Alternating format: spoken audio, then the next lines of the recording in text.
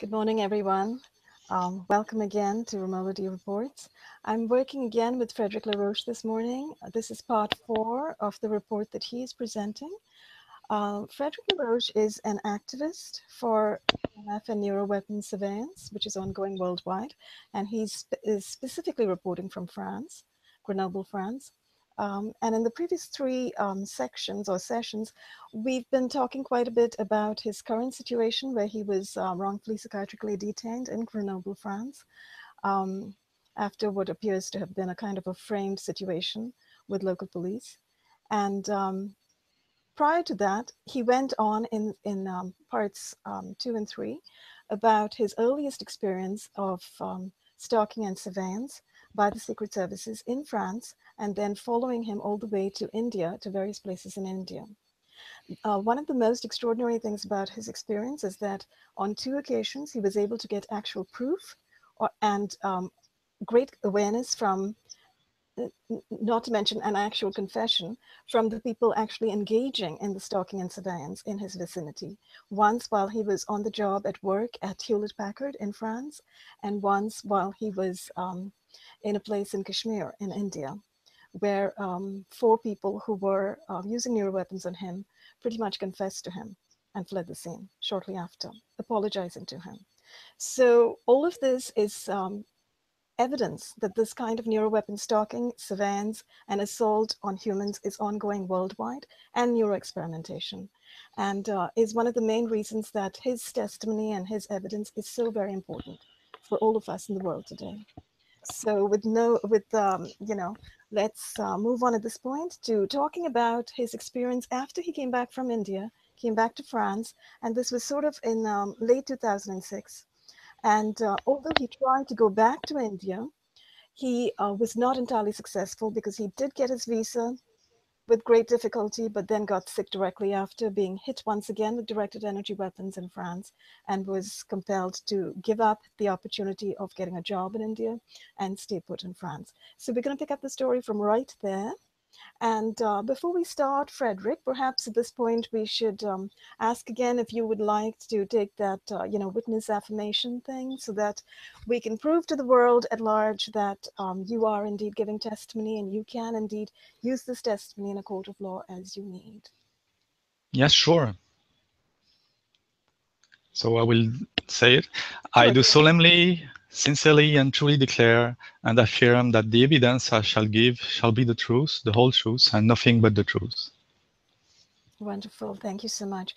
So Frederic, let's, I know we spent a little time this morning going back over these events. So I'm sorry to make you retrace your steps, but hopefully at this time, we can spend a little longer time, and, you can go in detail into everything. So let's start with your stay now in France after the whole trip to India, and discovering that you're really not going to go back to India again at this point. So this was early 2007? Yes, it was in 2007. And I was staying in my mother's apartment, and it was the apartment she has bought in 2000 when my father died. And then she has lived there since 2002. And then it was the only place for me to stay, because I have lost everything. I was not having any place to stay. I was not having my stuff, my car, everything I have lost. So the only possibility was to stay with my mother, because she was having an empty bedroom, and this bedroom I could use it. And I think this was a logical step from me, and this logical step could have been also, imaginated in the head of other people too. So I noticed that when I was living with my mother, and then I was under attack in her apartment, in the bedroom she gave me.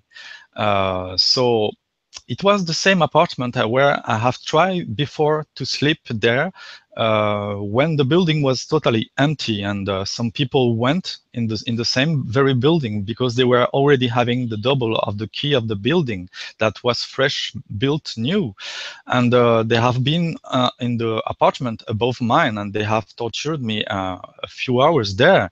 So I think they had guessed my move, that I was going to stay with my mother, and even before that I come back from India, they had already installed themselves in the building. So immediately when I was staying with my mother, I didn't need to wait for someone to shift from the apartment to free an apartment and for them to enter the building. They were already here before that I come back to India, because they were already expecting that if I come back to France, I would definitely stay with my mother. So they had installed themselves in the same building of my mother.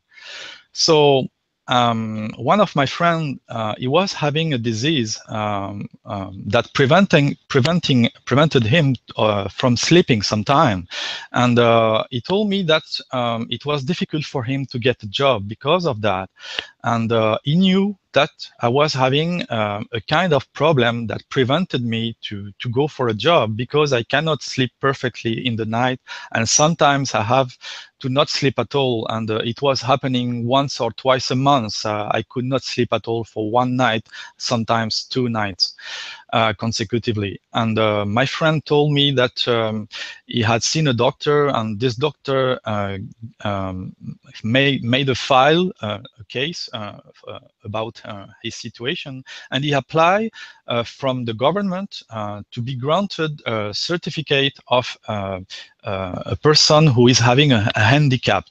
So such a person, if she's recognized by the state as being a handicapped person, he can get more easily a job, because when a company is hiring a handicapped person, then it helps the company to pay less money to the government for not hiring enough handicapped person, because we have a law in France that every corporate, more than 100% in the company, they have to hire 6% of handicapped person, and if they are not paying that, they will pay if they are not hiring the 6%, they will pay a fine. So to avoid paying the fine, they are trying to get 6% of handicapped person. So it's a way to get a job easier when you have a health problem. So he gave me the idea, and I went to see the same doctor I was having before India, and with him we made a lot of tests about my pains I have in my lower abdomen, and with all the tests we did, we could not find any explanation of the pains that prevent me from sleeping sometimes. And the doctor said, if we apply for you to be a handicapped person for physical reason, we will fail. It will not work. We have no proof of physical problems in your body. So it's better to apply for a psychic problem, and that's maybe what you suffer from is something in the order of a psychological problem. And I say, well, okay, maybe let's do like that. So he filled the report and my case and the form by applying that I was suffering from a kind of psychological problem, and this psychological problem was causing me the pain, and this pain was preventing me from sleeping. So finally, I was not sure we can get anything out of that, but in 2008, I was granted the recognition, and from that, it was more easy to get a job. Can I And ask in you one 2000, question? yes, This doctor who sort of suggested that you put this down as a psychological handicap or a psychological disability, was he a general physician or yeah, he was a general physician. he was Yeah, your primary physician? yes, my primary one. Very interesting. So did he, after he made the suggestion, did he have you go see a psychologist or a psychiatrist or anything like that? Yes, it's me. It's me who asked him.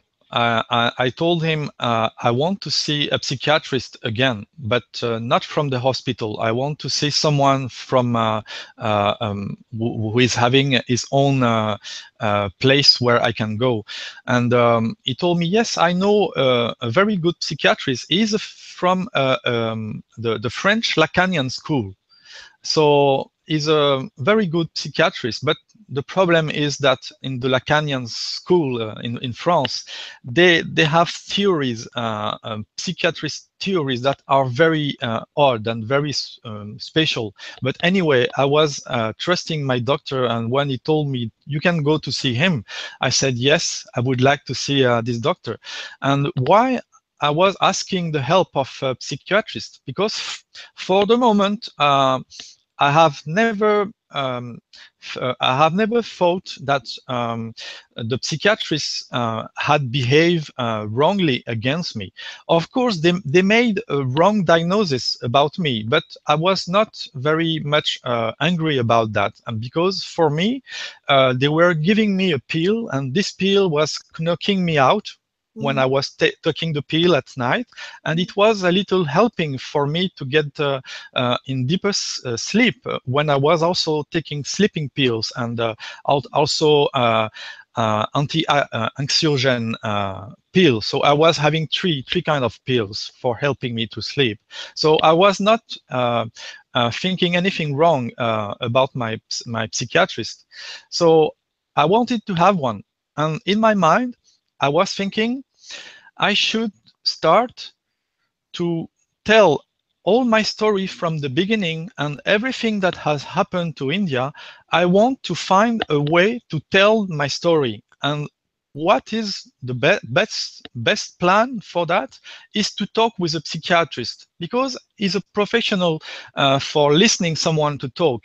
And I was in the need to put in orders my memories and everything that has happened in my life. And I was in the need of talking to someone. And I didn't want to bother my friends or my family. And even though I would like to have done such a way, I was having no friends.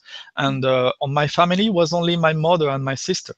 So I was having no one to talk to this about this. So I went to see the psychiatrist later on, and for many years, I think I have seen this doctor maybe from 2009 or 2008, I think, until 2015. So it was a long period I have seen this doctor. And later on, I even told him that I am interested to write a book of my story. And I want to use whatever I have said with him, I want to use that in my future book. And I was asking him, so doctor, please, I want you, when I talk to you, that you don't medicalize my speech. You just listen to whatever I say to you, but don't try to make a diagnosis about what I say. And he said, well, that's okay. But even though later, a few years later, he made a diagnosis, and I was very upset about his diagnosis. So I decided to leave him. And there is one thing he told me. He said, but I don't understand, why do you want to write a book? There is no point. I don't understand your wish to write a book about that. And when he say about that, he didn't explain me exactly his thought. And his thought was that I was having a psychological disease. So for him, it was no point to write a book about a psychological disease. This guy, I understand, this is not the psychoanalyst you're talking about currently, right? This is the previous psychiatrist, right? Yeah, it's a psychiatrist from 2009 to 2015. Okay. So, yeah. But wait, was this guy the same? Was this the person that you're talking about is the psychoanalyst? No, this one was retired. I could not see him anymore. After my coming back from India, he got retired. He was no more here. I see. Okay. So it was a new one. Okay, so very interesting, though. You talked to the psychiatrist for quite a lot of time, between 2009 and 2015, right? And in all that time period, did he even once go and do some research on the state of non-lethal weapons in the world today and the state of neuroweapon research in the world today? Did he even figure it out for one instance? No. This is a guy with a medical degree, right? And he did not even pick up a book or go to the internet and do some basic research? No, and even when I went to the conference in Berlin, I told him, why don't you join me and we go together there and maybe you will learn something. And he said, no, I will not go there, but why don't the person of the Berlin conference, why don't they come to France and see my psychiatry school of France that we have here? Maybe they can learn something from us. You know, this is so incredibly amazing. It's so difficult to understand. Why would a psychiatrist, an educated man with a medical degree, not wish to further educate himself and not wish to become more informed about the state of affairs in the world today, the state of science and technology in the world today, the state of surveillance in the world today, the state of the intelligence services in the world today, and what they are doing? You Yeah. know, because So there is a I lot have, of information today on neuroexperimentation and on non-lethal weapons, which are directed energy weapons, and how they are being tested all over the world. So it's absolutely amazing. But in any case, that was sort of an aside. Let's go back to your story. yeah, but I even show him some books and some translated articles that I have printed for him, and he took me my books and my articles. He never gave me them back, but I think he didn't bother to enter more into the details. So whatever. And the only interesting thing is that for many years he has helped me to verbalize my experience, because it's a kind of difficult to live through all these kind of things. So when you can verbalize this, it's helping you a lot. So my advice for the victims who feel lost because of the harassment and the torture, it's to talk about it with someone, talk about it and verbalize it, because when it's coming out of your mind with words and it's starting to become a coherent story, you can put it in place, it in order, so it's having a meaning and a sense, and you can understand what is happening to you by telling the story little by little to someone. So it's an important exercise. Don't keep silent, don't keep isolated, go to others and talk. Mm-hmm. So Wonderful. in 2009, finally, I get a job. So for one year, I worked for a company, but this company is a very huge company, and I work in a team. We are two person, and we are in charge of checking the demands from the employees who wants to have an administrative accounts with a specific password to access the data or the files or the computer, the servers, like whatever. So I feel at that moment that this job is too complicated for me, because the company is very, very big, and it is too many years I have passed without working for an IT company for so long. So it's very difficult for me to enter again in the world of a big IT company. And so I feel that my colleague is starting to become upset about my difficulties to go in the details of the job. So my colleague start to become an harasser, but he was an harasser simply because he wanted to help me to progress quickly, and I was not progressing quickly enough. So he was a little making the pressure on me, and I was feeling a kind of harassment from him, and that was a little weird, because I was having an harassment at my private place, in my mother's place, and at the job I was having a second harassment from my colleague, who was expecting me a lot, and I was not able to give him all the things that he was expecting.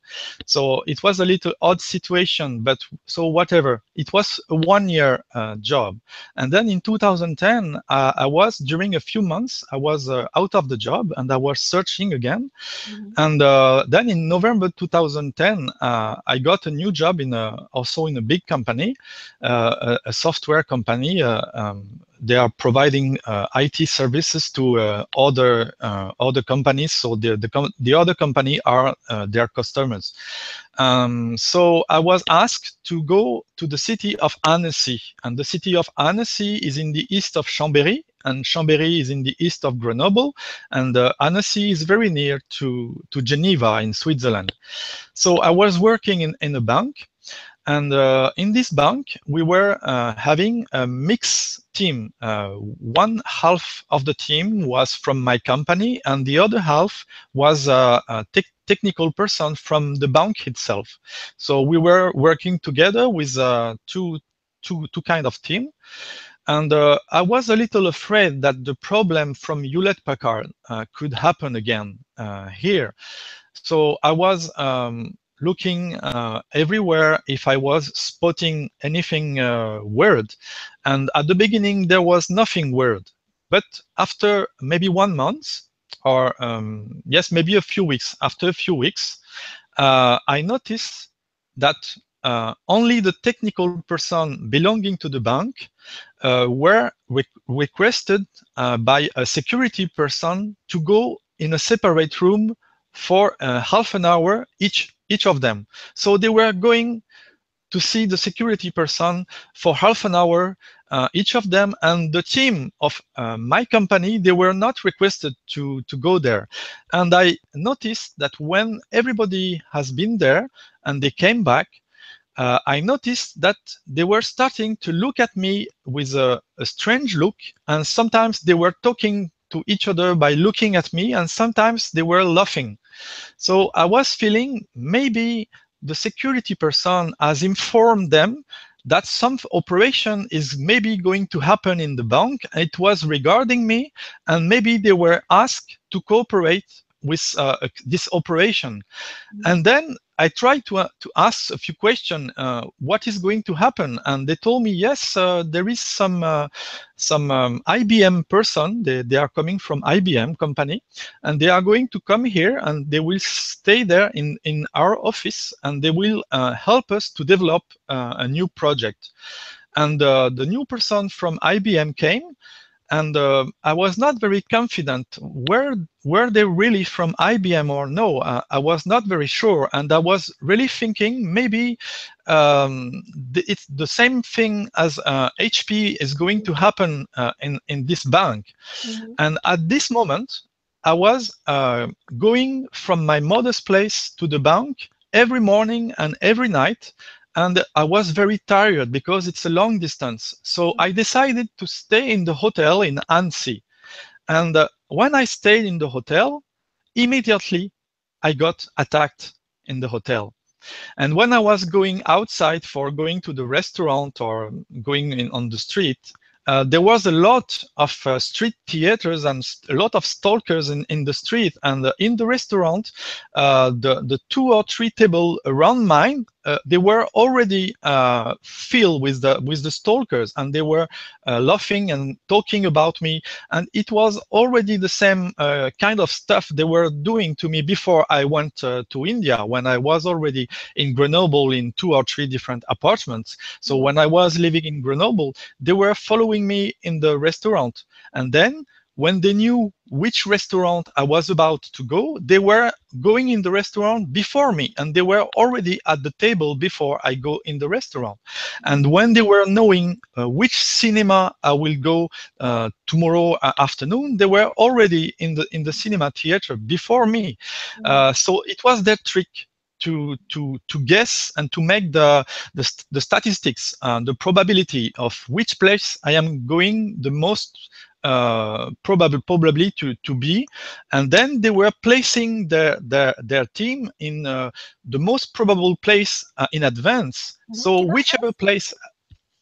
Can I just ask how they picked up this information? Was it from conversations you had with people about, your plans, where you were going to go, stuff like that? Yeah, actually, they are following me at the start for many weeks and many months. And when they know all the places that I go to, then the list, they have the list, and they have the statistics. They know that I have 60% to go there, and then I have 10% of chance to go there, and then 0% of chance to go anywhere else. So they know where their stuff have to be placed, to be dispatched. So they are dispatching their stuff in the different places accordingly to the statistics.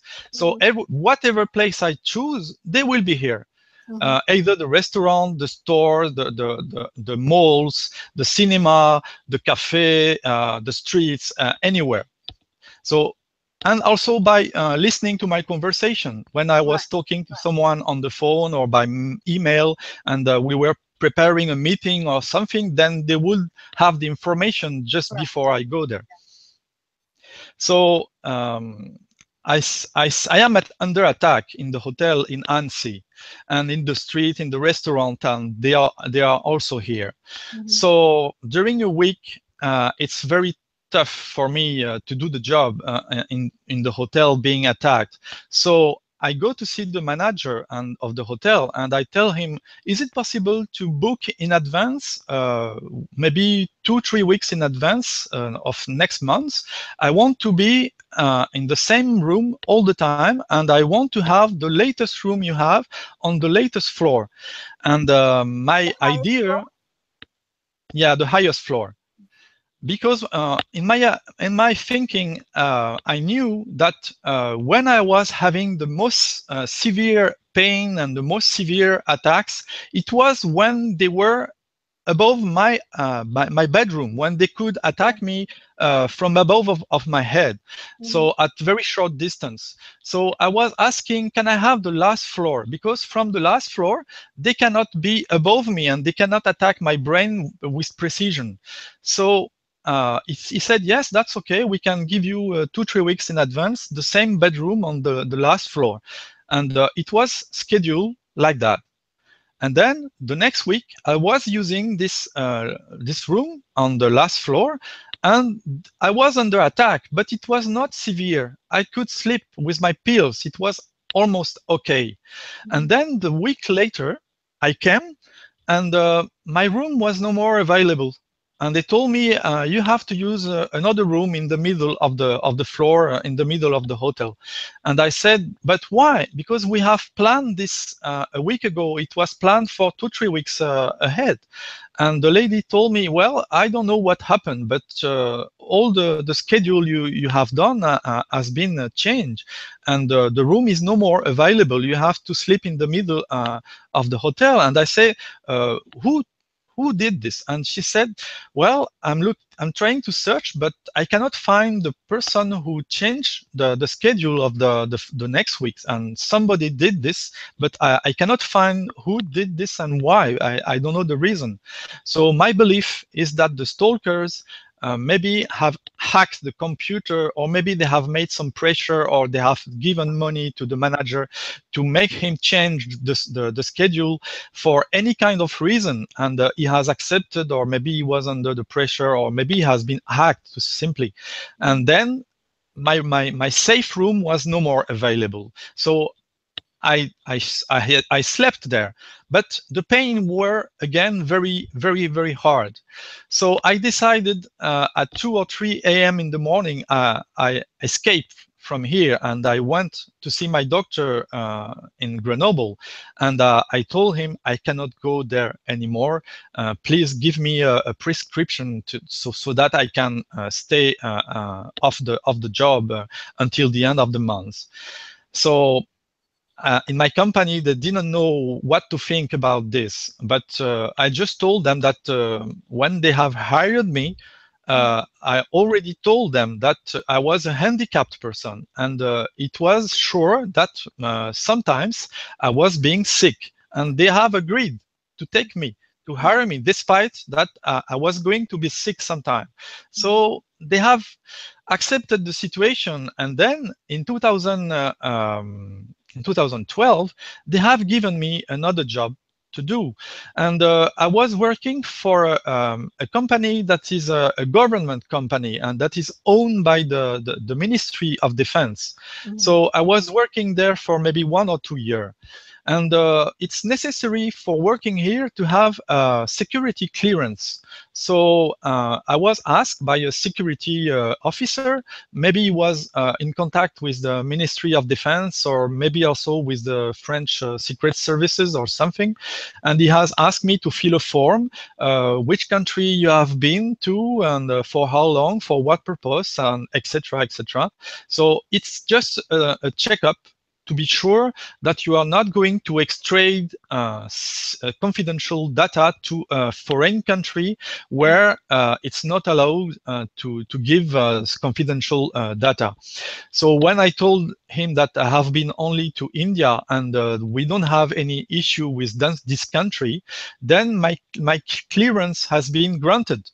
And I was thinking to myself, this is a little weird because this security officer is probably knowing that the Secret Service are putting me under surveillance. But anyway, my clearance has been granted because I think the reason why I am under surveillance is having nothing to do with the job that I have to do in this department working for the defense. So I was not a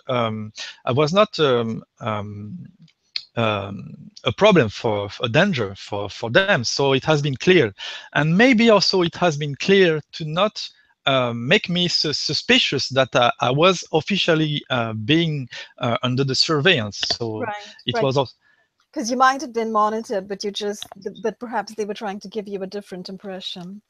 yes, yes.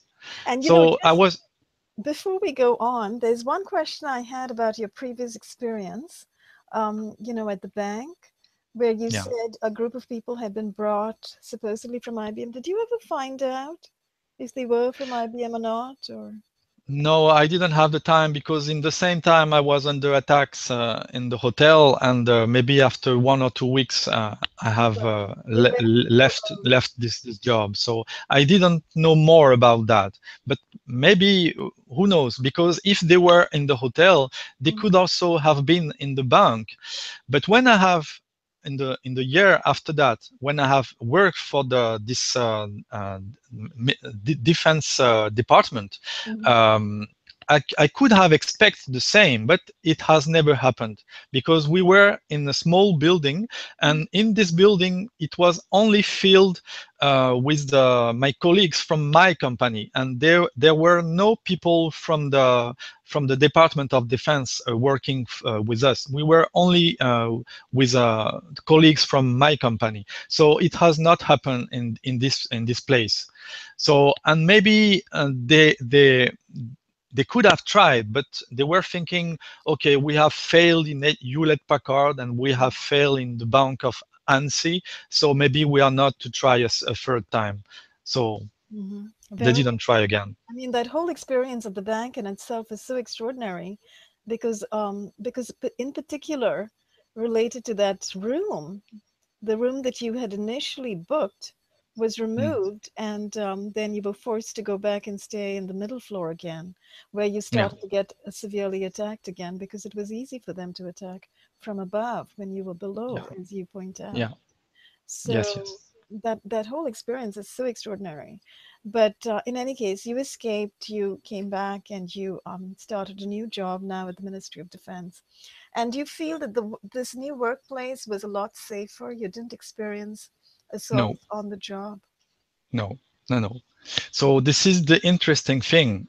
It's that in my private life, I am under attack, but in my job place, I am not attacked.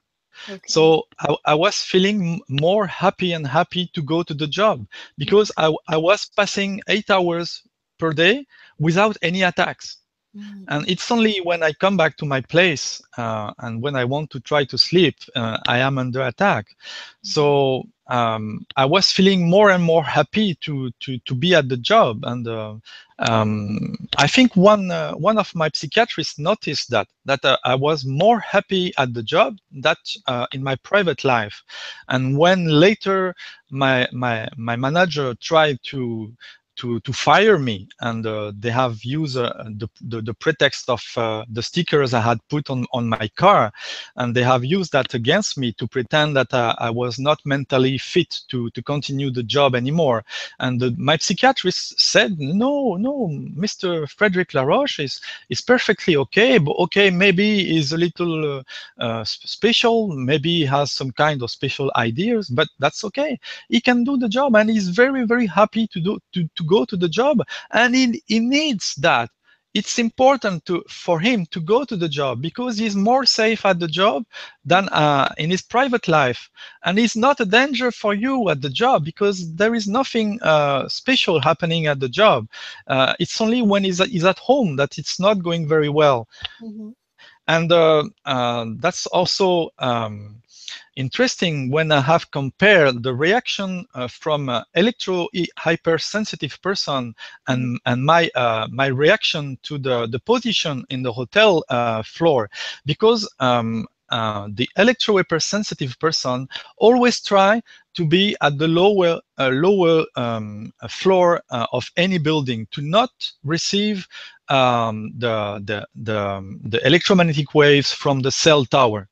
And Oh. me, I always try to be at the higher level of the hotel to not Mm-hmm. be attacked by the stalkers who are trying to be in the upper room of mine. Mm-hmm. So this is how I can see the difference. A hyper sensitive, electro hypersensitive person, he will try to be on the lower floor, and me, because I am not sensitive to the cell towers, but I am being stalked Mm-hmm. specifically by people, and they are coming to the floor above mine. So me, I am trying to go on the upper floor, Mm-hmm. and the cell tower, Mm-hmm. I don't bother. If the cell tower is just next to me, it doesn't do anything to me. Mm-hmm. It's only the people who are on the floor upper of mine, they can attack me better from this position. Mhm. You know, there's another question too to be asked about the workplace.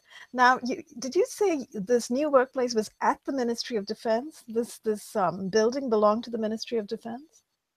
I think the building and the land, I think it was belonging to the Ministry of Defense, but it was not the ministry of by itself. It was a kind of department under the control of the Ministry of Defense, because I think it's the place where the French scientists, they have studied the atomic bombs. It's in this place that they Oh, have studied how to make the atomic bomb and how to make the nuclear reactor to get electricity out of that. So it's belonging to, it's something that is handled by the Ministry of Defense. I But see. Some kind of scientific research facility that's it's yeah, it's a research facility. Yeah. I see. Okay. And so you were pretty safe in this research facility, so you did not exactly experience directed energy weapon attacks in that No, building on the job. So no. nobody was hitting you while you were on the job. Had you experienced directed energy weapons attacks or neuroweapons attacks on the job elsewhere, like in the bank or at Hewlett Packard? No, in the bank actually there was nothing. I just saw a strange behavior in the last week, Right. but A lot of there were no attack in the bank. It's in the hotel only it that was it in the has hotel. started. Yeah, I see. it could have continued in the bank. I am not sure about that.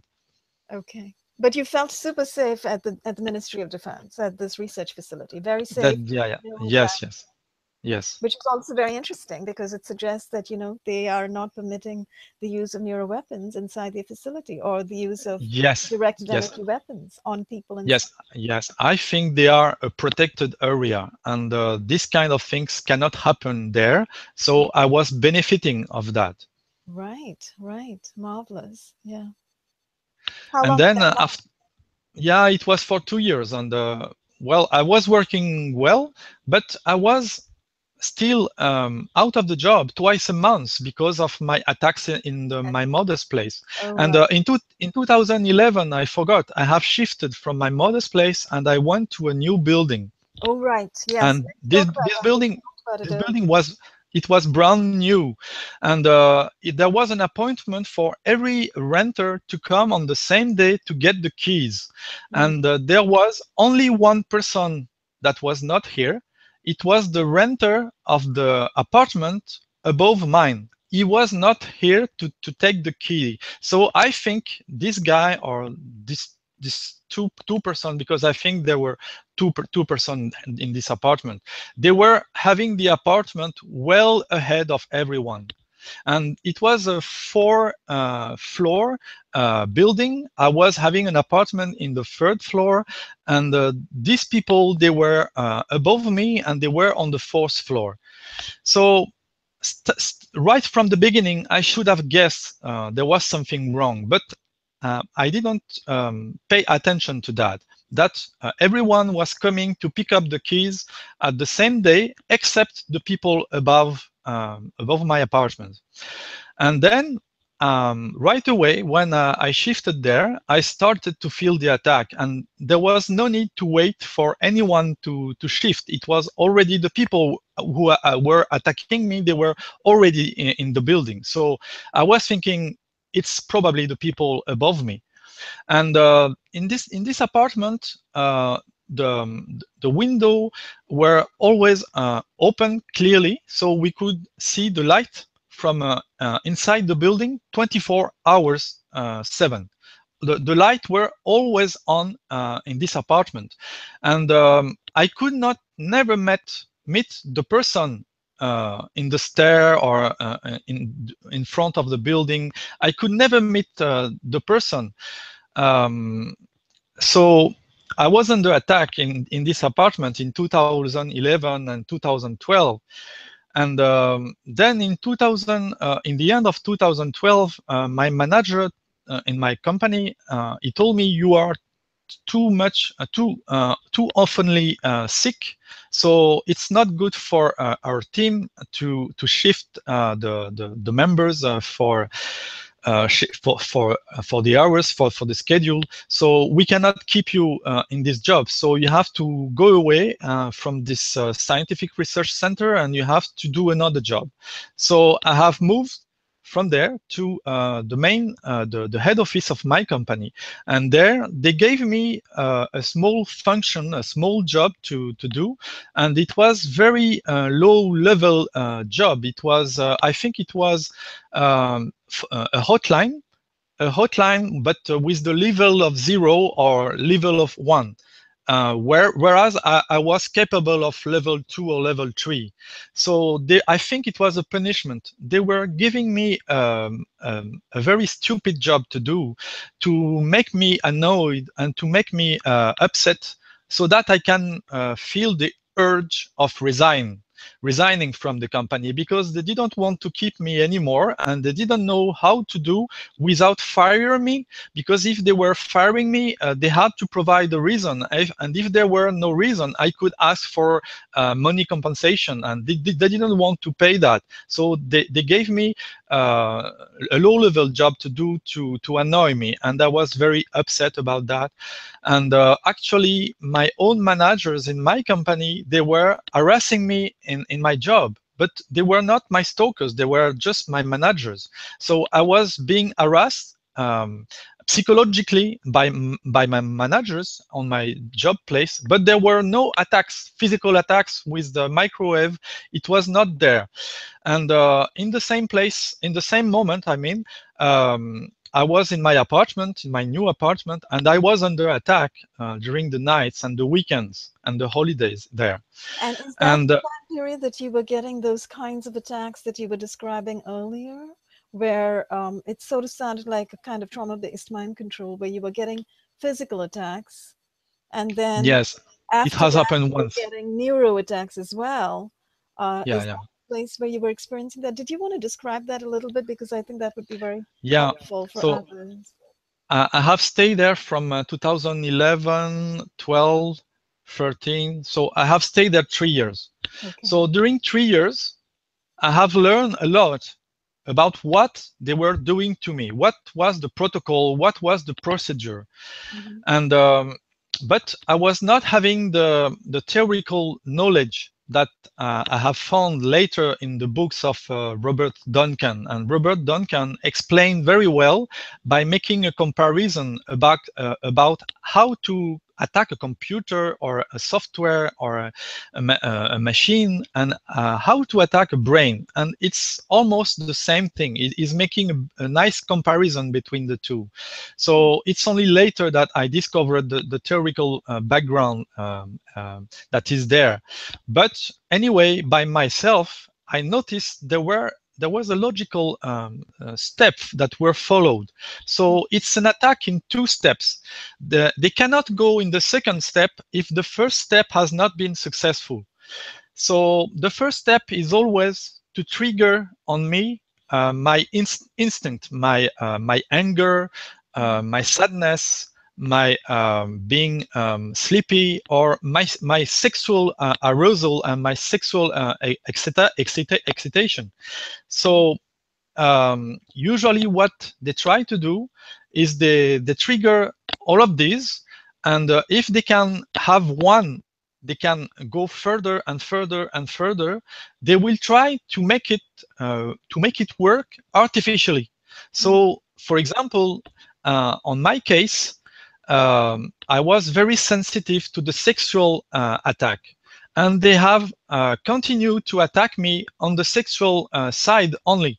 They have stopped attacking anything else. They were attacking me on my weakest side. So the weakest side was my sexuality. So they were trying to make me feel sexually aroused and sexually excited, and also to have some orgasm. Sometimes it was artificial orgasm, and sometimes they were also capable of making me ejaculate in my bed. So it was the first phase. And when they were succeeding this, when they were probing their method to trigger my sexuality artificially, then they could go on the second phase. And the second phase, it's using the brain waves that I emit during the orgasm, because I think that's the way they do it. When I have an orgasm made artificially, they are recording my brain waves.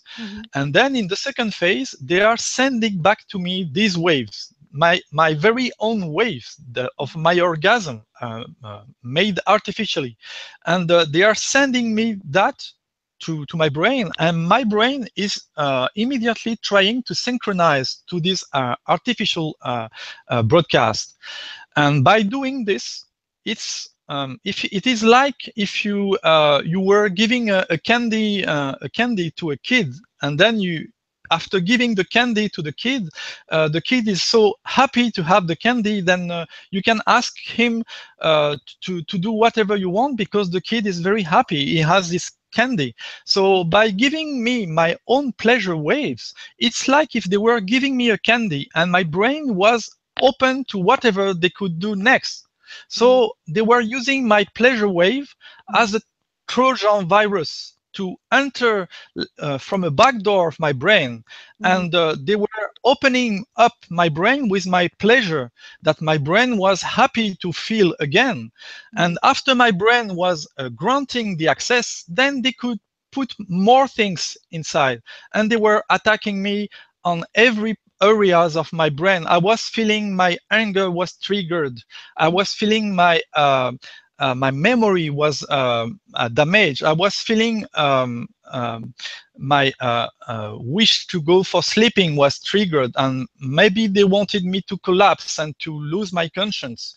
So and maybe they were also trying to split my personality into pieces, because when you are attacked in many places in your mind, many areas, functional areas.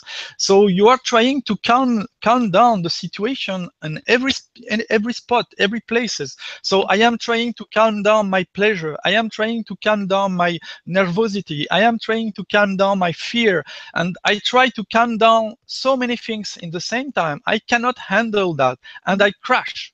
This is the crashing of the system. And you said earlier that it was like 1,000 fires going off in your brain at one time, right? Yeah, it's like simultaneously feeling all of these different emotions and these different influences from the outside. Feeling theta waves of sleep hitting you is at the same time as you're feeling intensive waves of emotion regarding anger or grief or sadness. Yes, everything was triggered, and I was feeling they were igniting fire at every places possible in my brain, and then I had to put water on every spot where the fire has started, and it was impossible to remove the fire from every places. And that's when you felt your brain was crashing, your system was. Yeah, and they have done this a few times, and then on the 22nd December of 2014, I think, 2013, the 22nd December of 2013, they have managed to attack me in the same way like before I went to Turkey.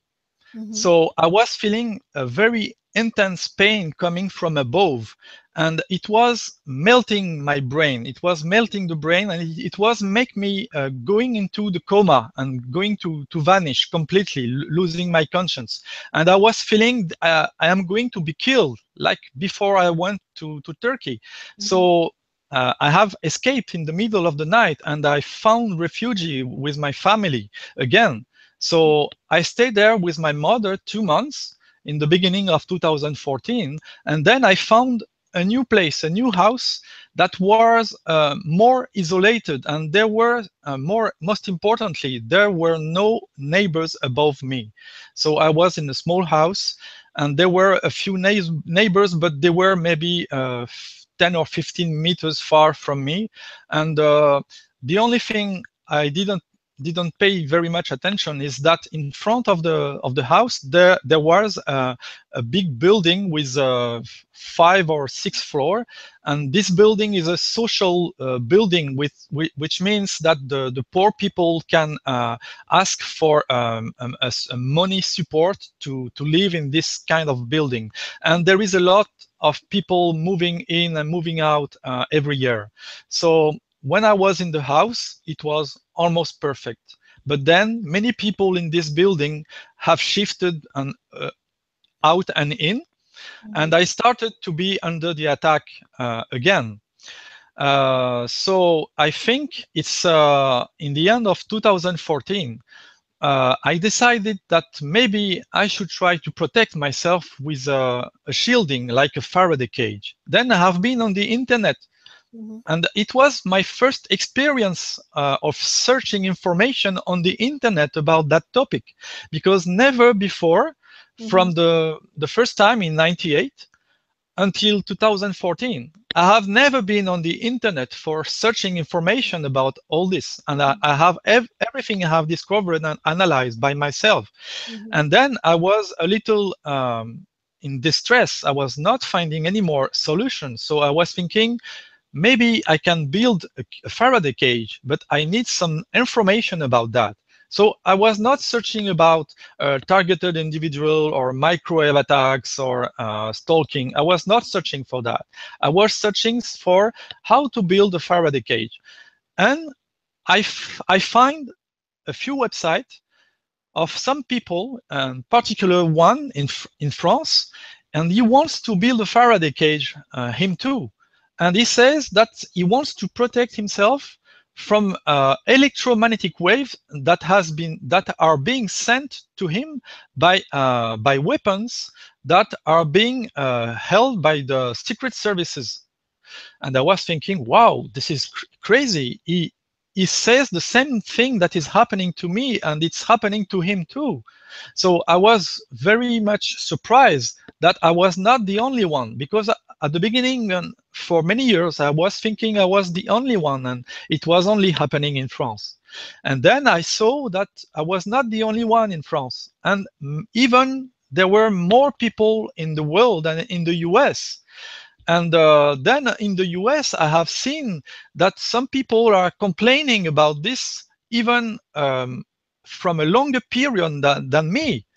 So I was very amazed to see that information, and I started to read many pages, and I saw some organizations, some NGOs, some association. I have contacted the FFCH organization, and I talked with Derek Robinson, and he put me in contact with some person in France that are still my good friends here, and he gave me some association and organization in Europe, and I have sent many mails to this person and to this organization, association, etc.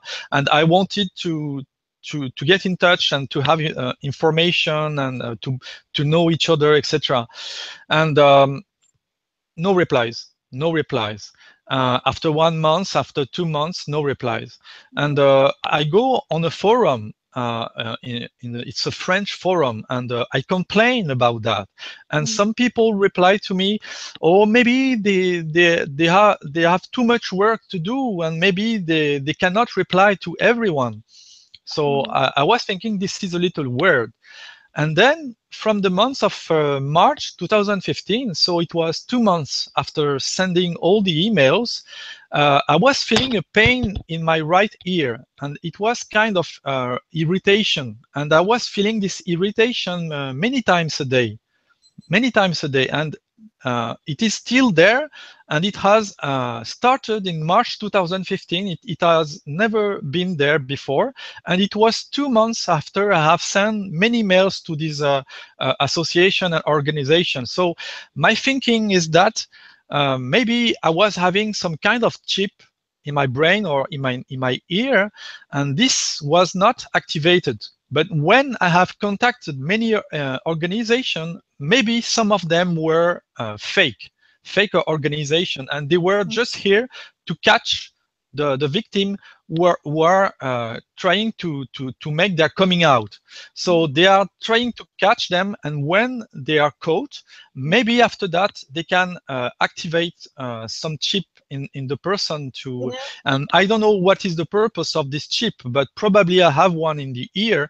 And mm, since this time, I still feel a kind of irritation mm, a few times per week. mm. So You I know, don't know. that's a very interesting theory because you're suggesting basically that perhaps you had been implanted earlier, but that the chip Yeah, was possibly only activated after you got in touch with FSCHS and then with some other French groups that yeah, FSCHS put you in touch with. Now, yes, that's a very interesting understanding because what you are talking about is the possibility of fake government groups having been set up and operating in our midst that are seeking, in a sense, to find out who's coming forward to yes, protest against or to speak out against targeting with electromagnetic weapons, right? yes, And in a sense, put those people in a database and track them even more closely yes, further yes, yes, in a yes, sort of a more global way. yeah. Because you have contacted organizations in the US as well as in France. And now And all in of a Europe, sudden you find, and in Europe, and you suddenly find that you're being tracked in an extreme way with this possible cochlear implant, right, in your ear. yeah. Yeah, but my guess, because I have been very active in 2016 and 2017. Mm. My guess is that uh, the chip, Mhm. it's a common thing. I think they are spreading the chip all over the world, and I think every human being is filled with the chip already, and even the animals. Everybody living on this planet is having many chips in his body because we are breathing the chip and we are drinking and eating the chips. It's Are you on. It's in talking? the. It's Are you talking about nanotechnology, the nanochips? Yeah, I think it's the way they are doing it. They are Mhm. spreading the nanochip in the atmosphere, and it's going in the water, and then we are Yeah, drinking it. absolutely. And I think everybody is having chip, and it's only after that a question of when the person is going to be targeted. Then they just scan the person and they know Mhm. which chip the person is having, and they just need to activate the proper chip in the place that they need it in the I different parts of the body. And I Right. think we have chips everywhere in the body, but they only activate the ones that they need on specific places, and they only activate the chip in a person if the person becomes targeted. I see. Otherwise, I think everybody is already chipped. But Yes. Yeah. they will not forcibly target everyone for the moment. They are just choosing some certain person. Mhm. That's very interesting because I think in previous times, other people such as Paul Baird, who's got the wonderful website Surveillance Issues, he's talked about how everybody, in a sense, is brain scanned, but they start pursuing and tracking very closely those people whom they call persons of interest, people who start standing out in some way or the other.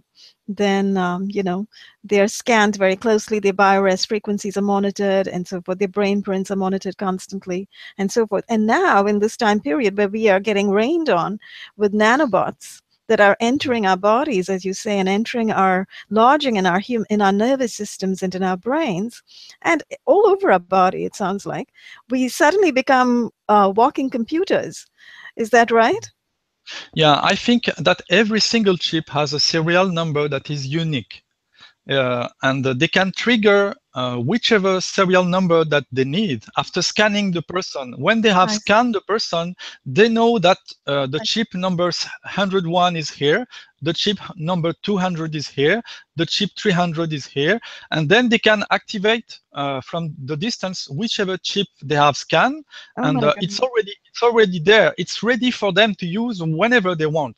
Mm-hmm. And you're talking about nanochips. So even these nanochips have these serial numbers and handles and. Yeah, I think every chip is having a unique identifier. I see.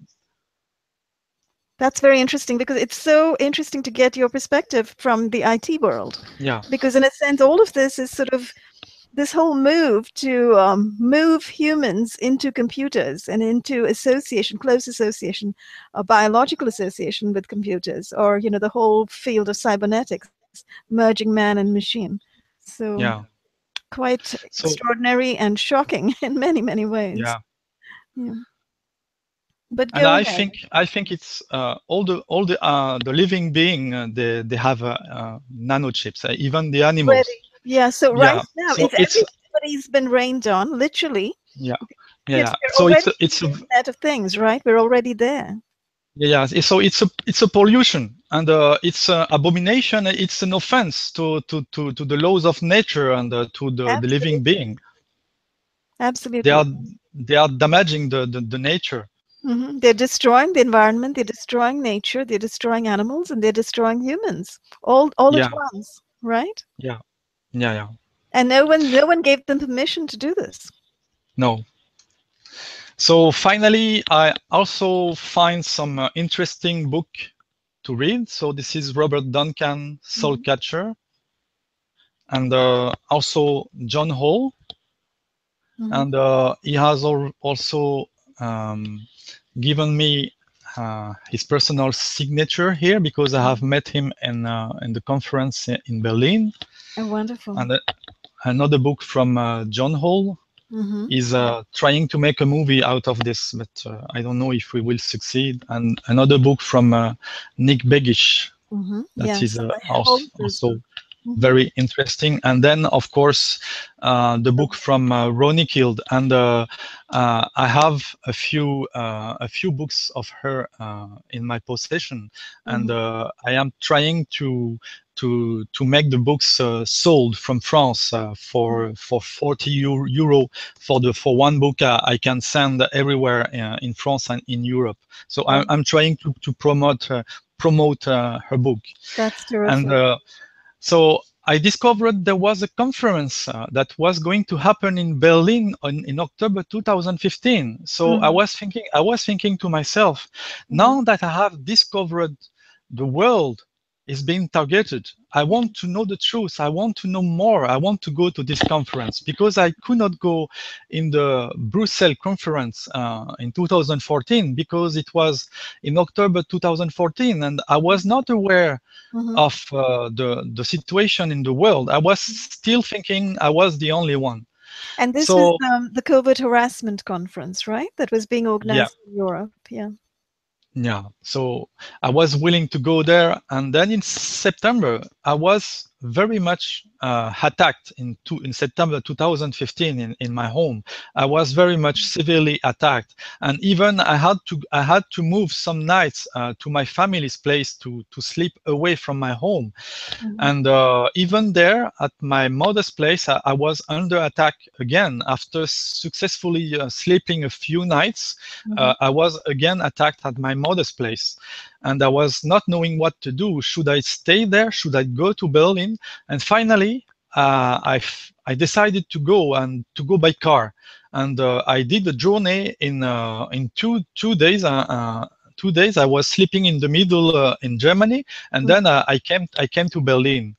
And then in Berlin, I discovered the truth. Every conferencer, every people talking, they were explaining very interesting things, and they were also displaying some kind of slides, and with the slides they were explaining the scientific background they could understand from their point of view, because they were researchers, they were scientists, doctor, also some lawyers, journalists, and people coming from the human rights organization, etc., and activists also, and victims, they were also coming here. So I have met maybe 200 other victims here, and they were coming from the entire world. And I was ashamed that I was the only French person in this conference. So I was having in April 2015, two friends from a cinema school in Paris. They came to visit me during 3 days, and they made a movie about me. So they have made a shooting during 3 days of 5 hours long, and from that they have reduced to a short movie of 20 minutes. And I decided to bring it here in the conference with English subtitles, and I have shown the movie there, and everybody was very happy to see this movie about me. And then they came to me, and we were talking and exchanging our email address. So I became friends of the organizers, and Beata and Peter and some others.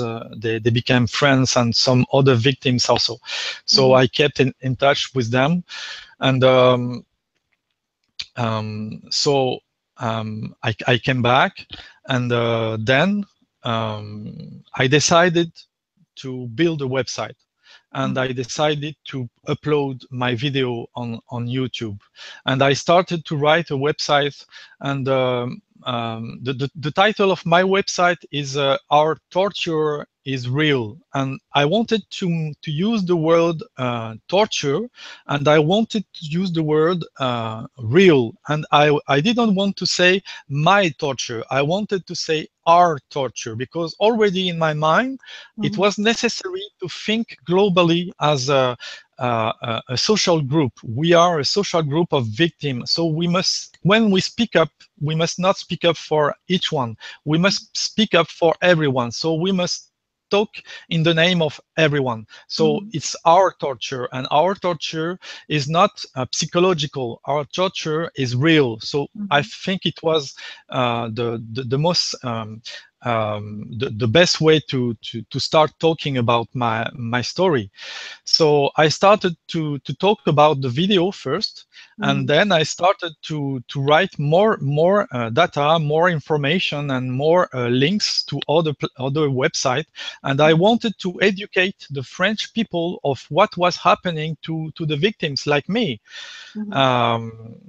So this was in the end of 2015, and then in If you want to 2016. show us your website, we can do that. You know, if you want to do your Yeah. here for a minute. I will share my screen. I will show you.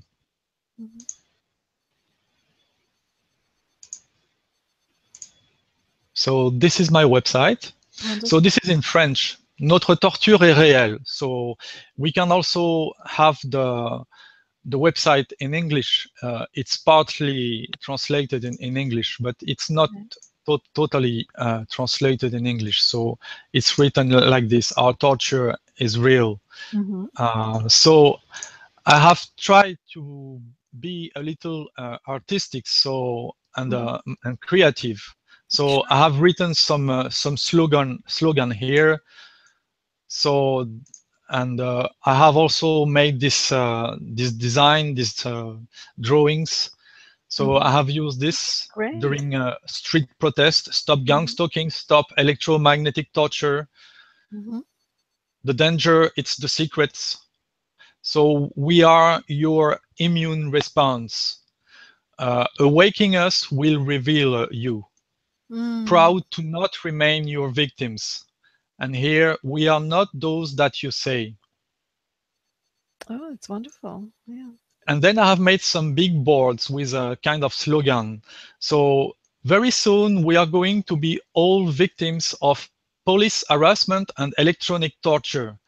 Believing or not, it is not the question, but to know about it before it is too late. That's absolutely wonderful. It goes to exactly the heart of the message, really, that people who are being targeted currently are trying to alert the entire world about.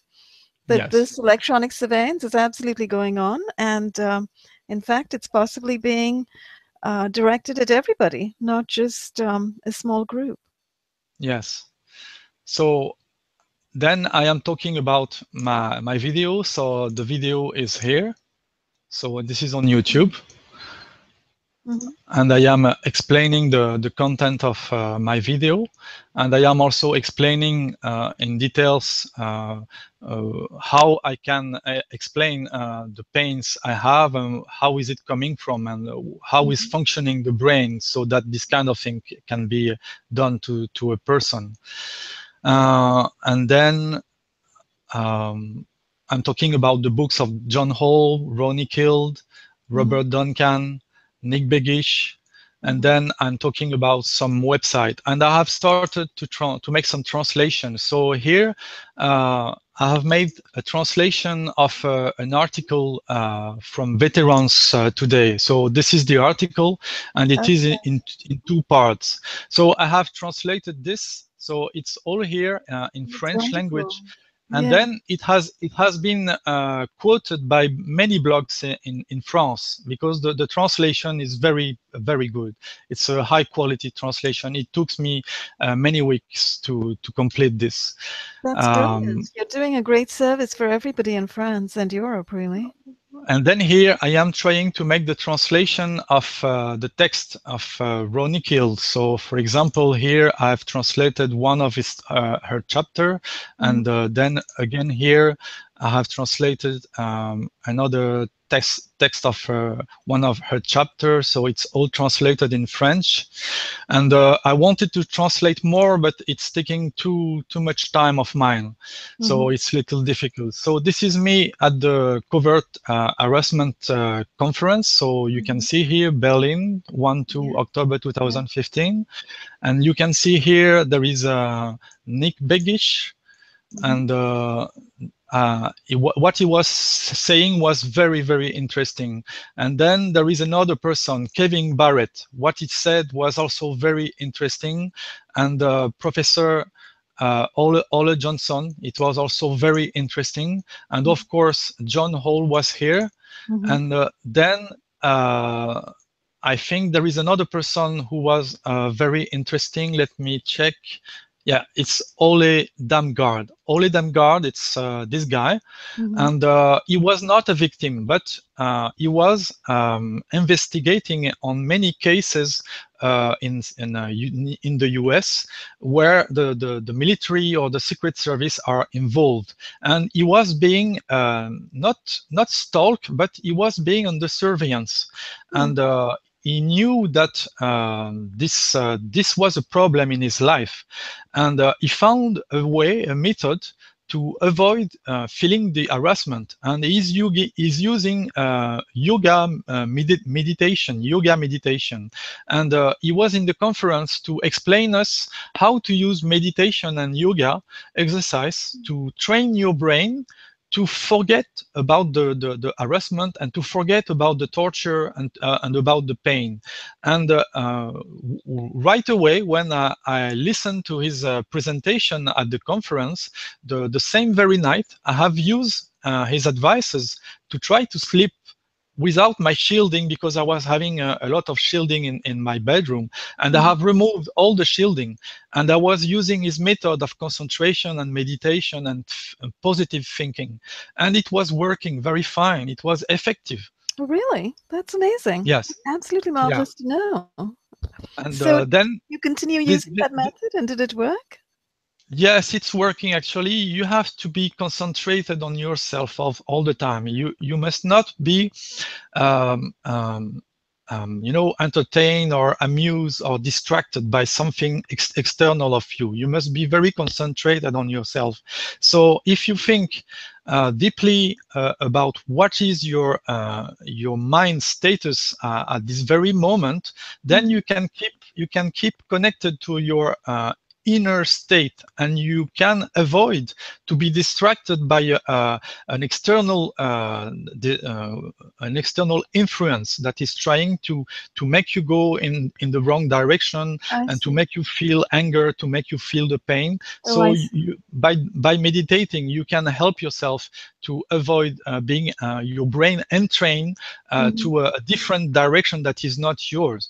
So Mhm. this is me at the conference, and this is my movie that was presented here. And then on my website, I'm also talking about a book of Naomi Klein, who wrote a book, a political book, that is explaining how the capitalistic world has created a lot of evil thing in the modern world just to make more money on the poor people. So this is interesting to see connection with political explanation on the background of what the victims are living.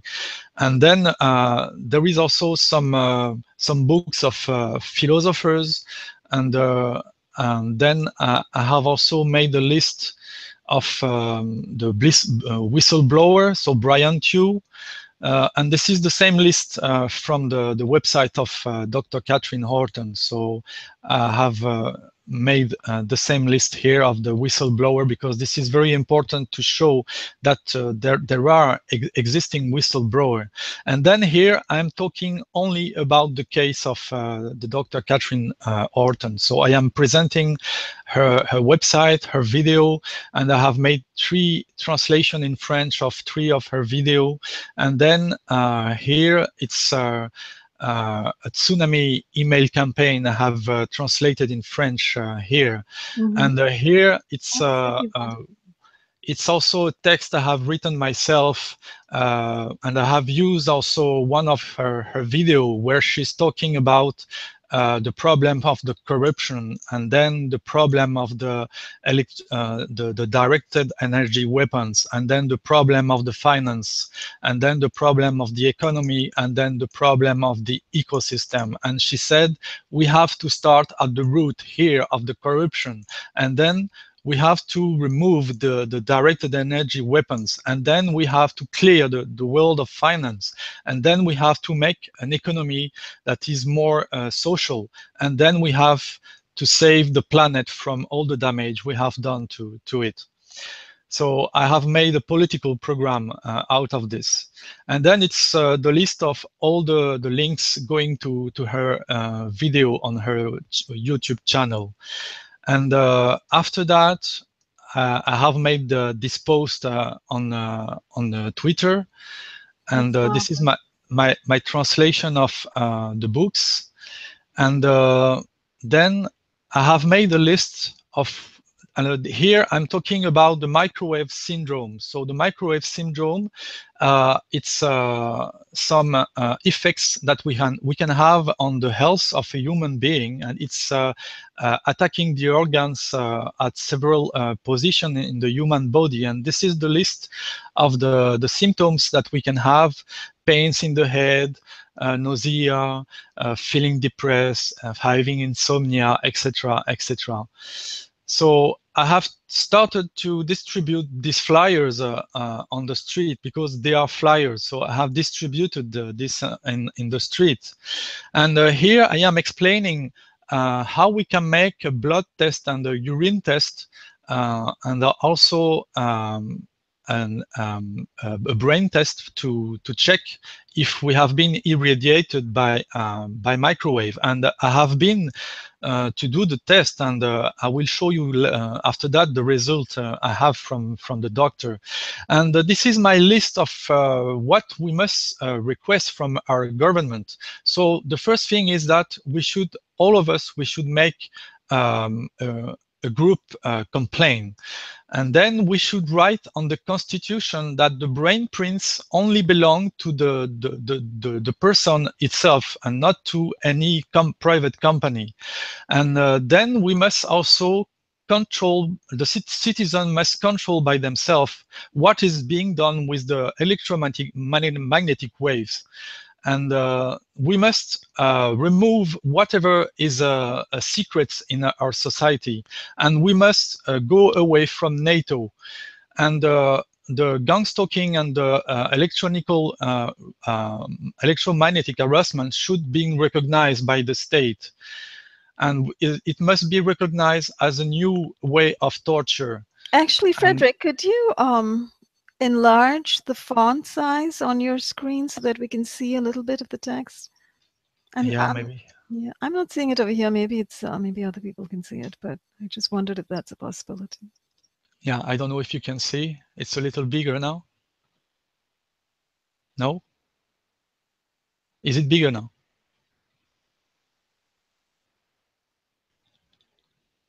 So I will just continue. Okay, so, and then I was also saying that we must educate the doctors and the people about all these things, because this is important. The doctors must help the people regarding this. So I was making a lot of revendication. Mm-hmm. And then I was talking about the methods to being protected. So there is a website that is interesting because it's predicting how the sun will behave in the next 3 days, and it's giving a number here, and this number is going from 1 to 9, and when the number is higher than 4, it means that the disturbance, the magnetic disturbance from the sun will be high enough to disturb some satellites. So we can expect the dysfunctionment of the satellites that are being used for the torture. So when the sun is having a high activity that is going higher than 4, we can expect during these days that the torture by satellite will not be possible. So it's interesting to see that information. Yeah, that's very interesting. So is that on a separate website? Somebody has done this kind of analysis about the satellites and the sun? Yes, it's a separate website. It's spaceweatherlive.com. Yeah, but Space Weather Live, is that sort of an astronomy website that just tells you what the sun is doing? Yes, yes. Is there another website that correlates what the sun is doing with information from the satellites? I don't know. I didn't try to check for another website. Yeah. Okay, but it's your analysis is what I'm trying to find out. Yeah, actually, I was talking with someone in the conference in Berlin, and the lady told me that she has noticed that every time she was having a kind of release of the harassment, it was matching with an extra activity of the sun during these times. So it seems to indicate that when the sun is having a high activity with a lot of magnetic activity, it's disturbing some satellite functioning. And then it's interesting that there is a connection with satellites, because a lot of people say that it's not satellites, it's probably just cell towers, it's local antennas. Yeah, but not only. I think satellites are also involved, and I think they are using a multiple kind of network. Platforms. Yes. Yes, they are using all kind of network altogether. Yeah, that's what my research points to as well. A multitude of platforms, both satellites, airborne, that's aircraft and drones, as well as cell towers. And then, you know, local antennas at the ground level, even on people's houses, that are pulling in the signals from the towers or the satellites or the drones. So I have found an interesting article, a medical article. It's explaining that the male hormone, the testosterone, is involved in the process of sexual arousal. So if the testosterone can be blocked, then the brain is not able to feel the sexual arousal. And I was thinking to try this medicine, but my doctor refused to give me this medicine because it's a medicine to block the testosterone hormone. So I have found the medicine online, and I have taken that from, I think it was coming from Turkey. And I have tried this medicine, and during the time I was trying this medicine, I have stopped the antipsychotic that I was being given. So I have stopped the antipsychotic because the antipsychotic, it was giving me a knocking out to make me sleep, but it was not preventing the pains from happening. And when I have used this testosterone blocker, I discovered that the pains, I didn't feel them anymore. So I have understood at this moment how the process was working. Actually, they were trying to trigger my sexual organs to function in the way that they wanted to control. And if I was blocking this control of my genitals, if I was blocking this by blocking the testosterone, then I was not feeling the pains. And so what were exactly those pains? Actually, the pains, it was myself trying to block their action. So the pain, it was not caused by them. They were only trying to activate my genitals. And me, I was responding to this fake attack of myself. And I was able to recognize it was not myself doing this to me. And I was trying to block their attack. And it was making me feel pains because it was using my muscles on these areas to block the vibration, etc., etc. So it was myself that I was doing to myself the pain because I was trying to block the effects they were doing to me by vibrating my genitals. So if I was blocking the use of the testosterone in my brain, my genitals were still shaking. It was still shaking, but I was not feeling any connection with any sexuality, so any sexual feeling. So I was not feeling the need to block that. So my muscles were totally released and totally relaxed, and then there was no pain. So I discovered the mechanism. It's very, very subtle mechanism. So they are attacking my genitals. Then I feel that I am under attack. Then I am trying to counterattack with my own muscles, trying to strangulate my genitals by myself. And it is at this moment that I feel the pain, because it's myself who is giving the pain to me to block this external arousal. And if you block the sexual aspect of it, if you block it with blocking the testosterone, then the brain doesn't recognize this is a sexual arousal. So you still feel your genitals vibrating, but for the brains, it has no meaning anymore. And then you are not trying to counterattack that. So you are not using your muscles to fight that back. And then your muscles are perfectly relaxed and you are not feeling the pains anymore. So it took me a long time to understand how they were doing this, but this medicine is blocking the male sexual hormone, and it's very effective to block whatever they are. It sounds highly subtle and complicated and intricate, but Yeah. I think you explain it very well. So then I can show you what I have done later in my place. So it was I think it was in April 2016. So there was a protest movement called La Nuit Debout. So La Nuit Debout means standing standing awake in the night. Um, And so this there was were a group happening of in Paris and all over France, right? it has started in Paris in Yeah. in beginning of 2016, Mhm. and then it has spread out all over France. And when it has reached my place in Grenoble, so it was here, and it was a camp standing here with many tents, and people were sleeping here during the night. And Mhm. here it's like a amphitheater, so people Mhm. were sitting here, and there were a lot of political talkings, and then the people were voting to make a decision about whatever subject has been discussed. Mhm. So I can show you a little closer, Mhm. and then another one a little closer, another one a little closer, Mhm. another one a little closer, and you can see here there Mhm. is a red sign here, and we'll come a little closer, and you can guess that it's me. i Oh. was i was having my stand here, Mhm. so it's me. I was having Oh, this, right. Yes. and I was in this protest, and I Mhm. was staying there maybe 2 3 nights and 2 3 days. And Brilliant.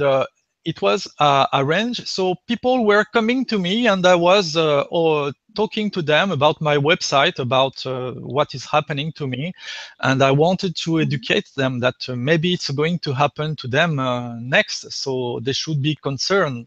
So all the Mhm. books were here, and some flyers of Mhm. translated page of the books that I have made. So it's all here. Mhm. Mhm.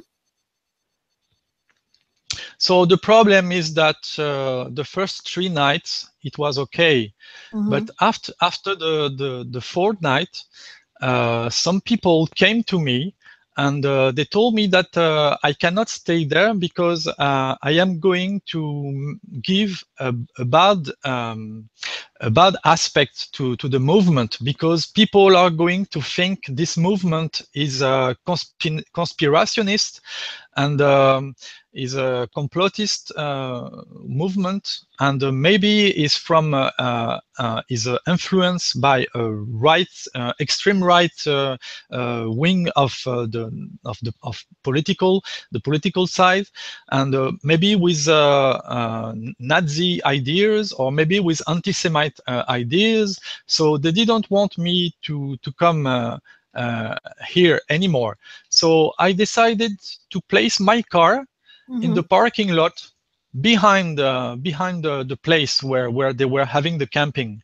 So Mhm. I decided to place my car in the parking, and I was continuing to demonstrate my stand in the parking. So maybe, and then after that, I went to Paris. And in Mhm. Paris, there was a lot of people. So I was standing here. This is the Place de la République in Paris. Mhm. So you have a lot of people here, and I was standing here, and you see how it's happening here. Mhm. And Mhm. I have made a little debate in this place. Mhm. So So did more people come up and speak to you in Paris? yes, so I have talked here. You see, Frederic has come to talk about the electro-hypersensitive person, Mhm. and also about the electro-targeted person. Mhm. So I was mixing the two, because I was thinking it's more educative if I start talking first of Absolutely. the And that's an excellent term, the electro-targeted. Yeah. yes. So this is my testimony, and then my video, my website, the books I am translating. So Brilliant. in this place, it's called educpopdebout.org. So Do you it's mind the sending me that link, Frederick? So I'll put it at the bottom of this video so people can go there and look at it. yeah, I will send you this, Brilliant. and then I will show you what I have done in the months of June 2016. I have placed giant stickers on my car, and Yeah. this is the reason I went into more troubles. So you Mhm. see on my car, it was displayed this much Yeah. big and everywhere. That's brilliant activism, and hats off to you for having the courage to do that. There's one other activist in the US who has done that, James Shin, who's got a fabulous car that he's actually decorated with all sorts of text, including 9/11, The Great Deception, Silent Weapons for Quiet Wars, Yeah. and then information on targeting, EMF targeting, and directed energy weapons. Um, And I have been also with this car in a street protest. So you can see there is a red flag here. It's a union flag. And mhm, I was also in the street to protest. mhm, And I have asked the permission of this person if I can be with the people, because there will be a very big crowd crossing all the city, and mhm, I wanted that my car be with the crowd. And they told me, well, if you stay in the queue, this is perfect. You can stay with us. You stay back in the queue. And I was following everyone with my car. And mhm, finally, there were some police person. They came to me and they told me that they were not allowing me to be among the protesters.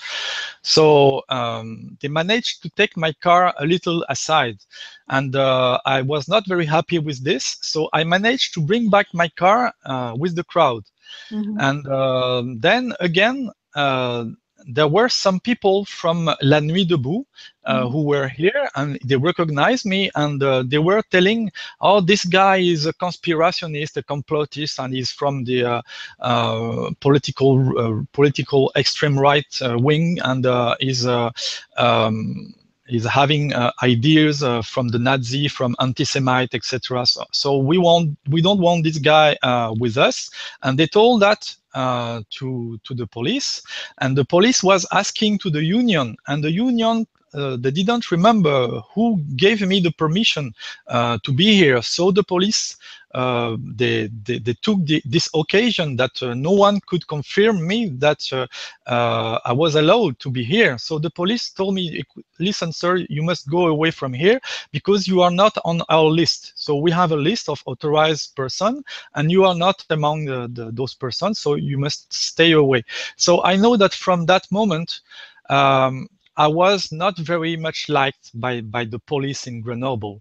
And that's later that I discovered how much hate they were having about me, because they have managed to settle an entrapment, and mhm, it's basically mhm. it is Yeah. the police chief who managed to make me arrested in 2017. Right, But right. there is also something important I want to say. It's Sure. in March 2017. I have done the test in Paris with an important doctor for hypersensitive person, and he made a test of my brain, and this is the result I got from the scanning of my brain. So you can see here, it's the shape of a brain. It's the map of a brain. So you can see it here. So this is the middle of the brain. So this is the right wing of the brain, and this is the left wing of the brain. And the colors here, they are showing how much oxygen is passing through the brain. And you can see here on the external side, I have a lot of oxygen here and here also, but in the middle, I don't have oxygen here in the center of my brain. And now I will show you another picture. So this picture is from a brain that doesn't have any problem. So it is having oxygen from the external side, here and here, and in the middle is having also a lot of oxygen inside. So this brain, it is perfectly sane. There is nothing wrong with this. But the other one is having a problem. You see, is having oxygen in the outside, oxygen in the outside, but in the middle, and the middle, it's the thalamus and the limbic system, it's having no oxygen. So this brain has been damaged by microwaves. And now I will show you both. So this is mine, and you have the two sample. So on this one, it's the good one. And in here, it's the one that is having some problems. So which one my brain is looking the most? I think it's looking more to this one. So the brain that is damaged. So it's the proof I have here Right. that my brain has been damaged by an over excess of irradiation by microwave during many years. Now, But the second image that you had on the 2-image printout, where did that yes, come from? The bottom one. it's coming from a conference from the doctor he did in the French Assembly in 2013. So that's not So your brain. That's the second one. no, no. This is a sample from. It's taken from a video from the doctor he did. It's a presentation. And So this is a it has to sample. do with microwave damage of the brain. Yes, because it's his specialty.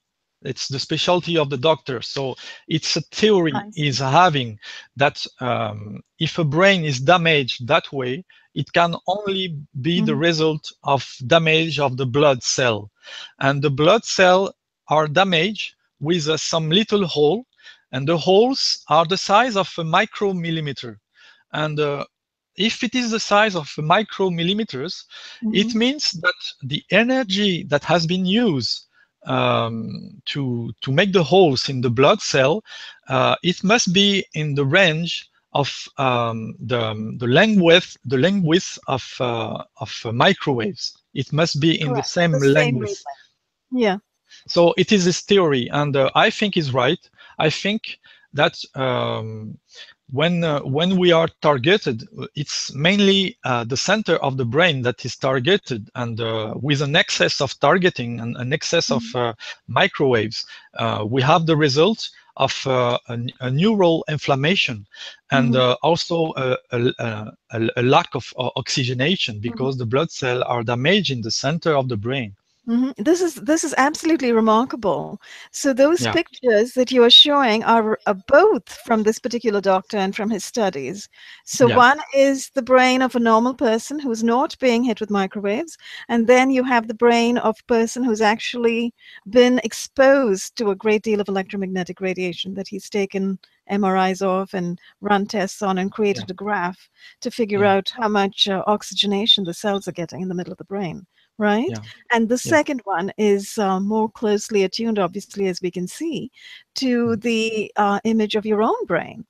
yeah, So, in other words, it really brings home the fact that what's happening with this electromagnetic radiation that's being directed via DEWs, directed energy weapons, and from satellites, from drones, from cell towers, as well as from microwave emitters, ground-based platforms that people are wielding in their backpacks or in cars and, hitting targets with, is yeah, having enormous damage on the brain. And so the yeah, intention perhaps is to damage the brain, yeah, which is egregious, which is extreme, and which is something that our governments have to be held accountable for.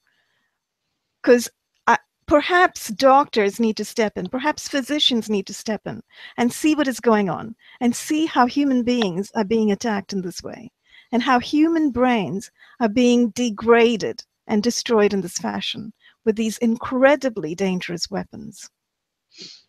yeah, Right? And so perhaps this is a first step.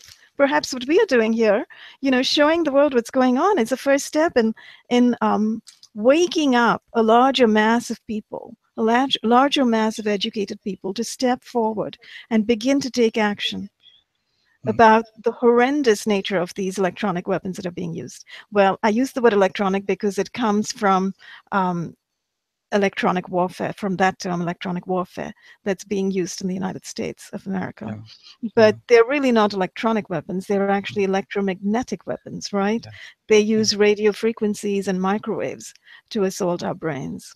So, it's all of the stuff that you've been doing, Frederic, over here, talking to me and presenting your story and presenting the different facets of your experience, I think is hugely helpful. And I really thank you for coming forward.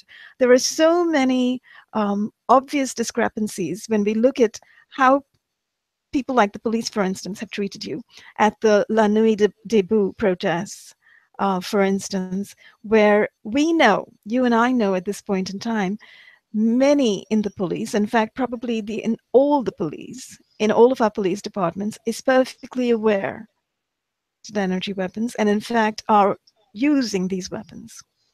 They're either Yeah. permitting the military or the intelligence services to use these weapons on the populace, or they are also a part of the operation. They are using it themselves. So, in the face of that knowledge, to then step forward and to profess an absolute ignorance of these weapons and to protest against your speaking out about these Yeah. weapons, that is deception carried to the nth degree, right? Yeah. And Yeah. similarly, the deception of psychiatrists and the ignorance of psychiatrists. You have both the deception and complicity of psychiatrists, as well as the ignorance of psychiatrists who refuse to go and do some research and figure out what on earth is going on. I know a great deal more about what is going on because we have done the research and we are aware that these weapons have been developed, these weapons are being tested, and currently they're also being used.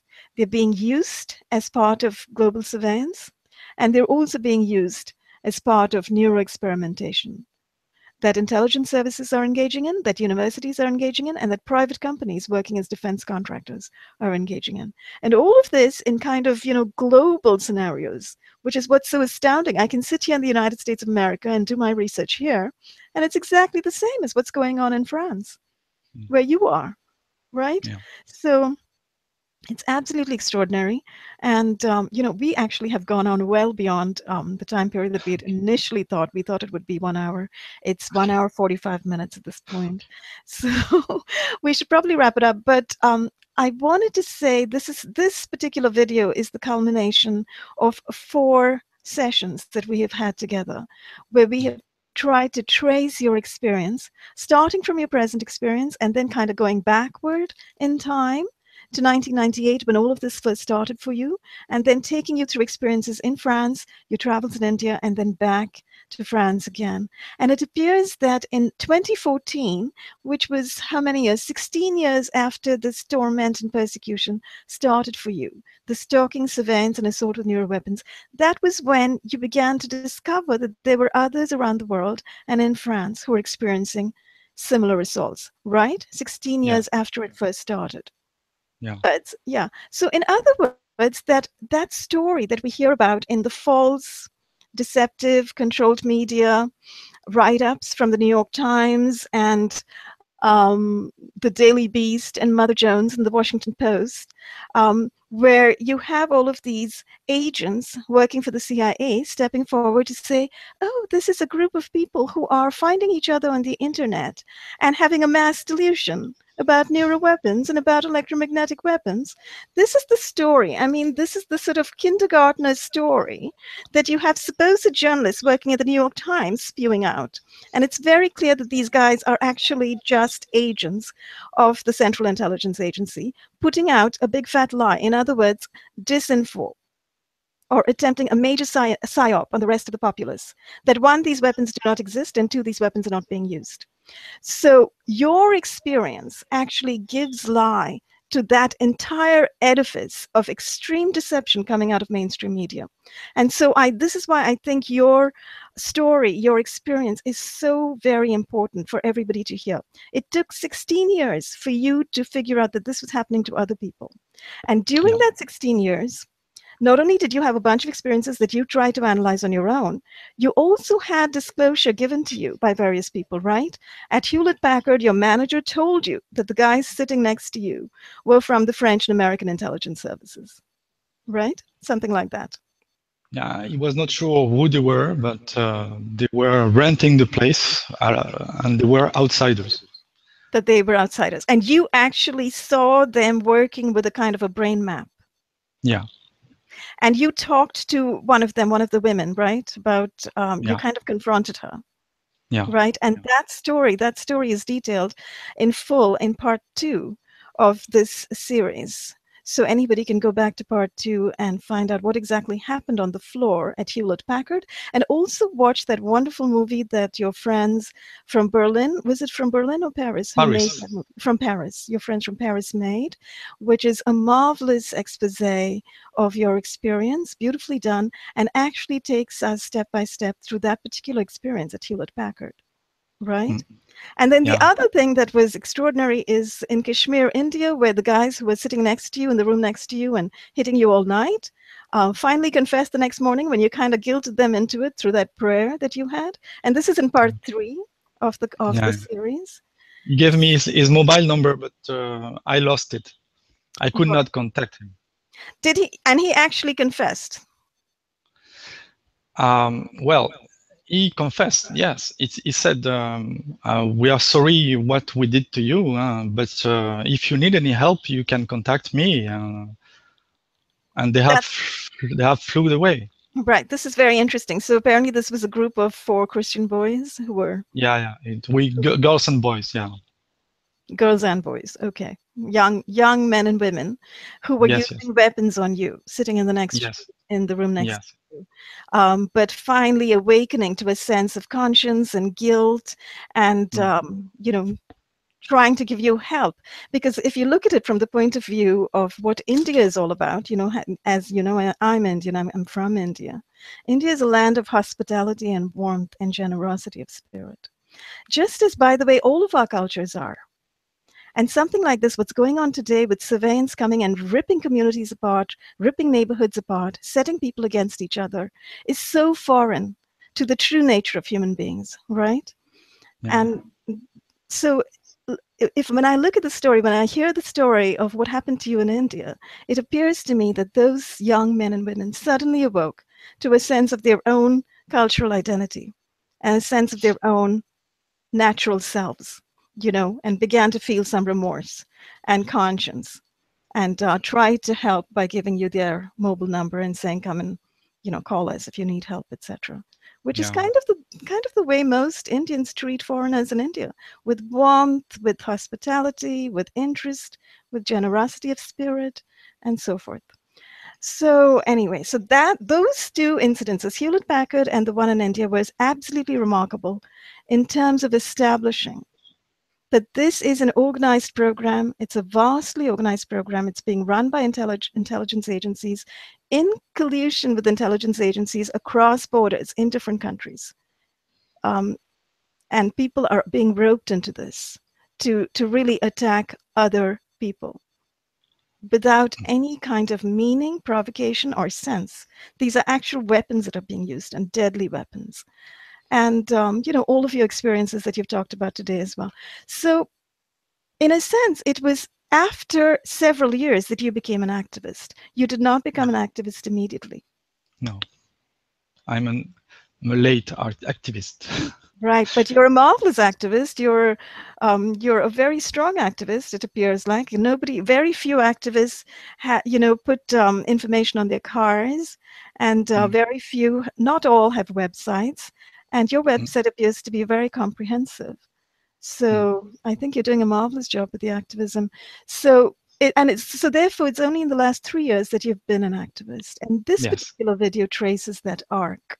Um, yeah, your life and experience in France after India, and then becoming an activist toward the end of that period, and kind of brings us to this moment in time where perhaps where we should close today is to kind of update us a little bit as to where you are today in your experience.